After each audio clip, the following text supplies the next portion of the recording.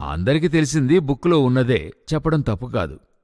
పాలి యాంగిచో గురించి మనం అందరం విని ఉంటాం. ఓళ్ళోని పెద్ద చర్చ్. ఆయన 11 లక్షల మంది ఉండేవాళ్ళు చర్చిలో. ఆయన అలవాటు ఏంటని అడిగినట్లయితే సోమవారం పొద్దున బయలుదేరతాడు, మినిస్ట్రీకి వెళ్ళిపోతాడు, శనివారం సాయంకాలం ఇంటికొస్తాడు, ఆదివారం చర్చి నడుపుతాడు, తిరిగి మండే బయలుదేరతాడు. కారణమొచ్చి సేవంటే పిచ్చి, అలా సేవ చేయాలి. నిజం, ఫ్యాక్ట్ అది. ఒకరోజు తన అత్తగారు పిలిచారు. అత్తగారే ఆయన్ని దేవునిలో నడిపింది, చాలా స్పిరిచువల్ బోన్లాగా, బ్యాక్ బోన్లాగా. పిలిచి చెప్పారు, పాల్ ఈ విధంగా ఈ డాక్యుమెంట్లో సైన్ చేసి మినిస్ట్రీకి బయలుదేరమన్నారు. ఏంటని చూస్తే డివోర్స్ సర్టిఫికేట్, ఆమె కుమార్తె కొరకు అడిగిన విషయం.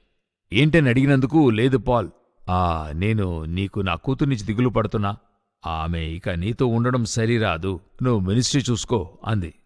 ఆయనకట్లే తల తిరిగినట్టు కూర్చుండిపోయాడు. అప్పుడు ఆమె చెప్పింది, అయ్యా నువ్వు మినిస్ట్రీ చేయొద్దని చెప్పడంలా, బట్ నీకివ్వబడిన ఫ్యామిలీకి నువ్వేం మినిస్ట్రీ చేశావు, నేను 7 దినాలు ఉండమని చెప్పడంలా, ఒక దినం ఇంట్లో ఉండు. నువ్వు ఒకరోజు ఏదో ఒక వారం మిస్ అయ్యే ఛాన్స్ ఉంది, ఒకరోజన్నా ఉండి మాట్లాడు, ఇంట్లో వారి బాగోగులు చూడు. ఇది ఈరోజు మినిస్ట్రీలో సరి, ఆత్మీయ జీవితంలోనూ మీకొకటి తెలియాలి, మీ విషన్ మీ ఫ్యామిలీతో చేరినది, ఒట్టిగా మీది మాత్రమే కాదు. అదొకవేళ మీ భార్య కావచ్చు, మీ పిల్లలు కావచ్చు, లేక దేవుడిచ్చిన ఆత్మీయ బిడ్డలు కావచ్చు.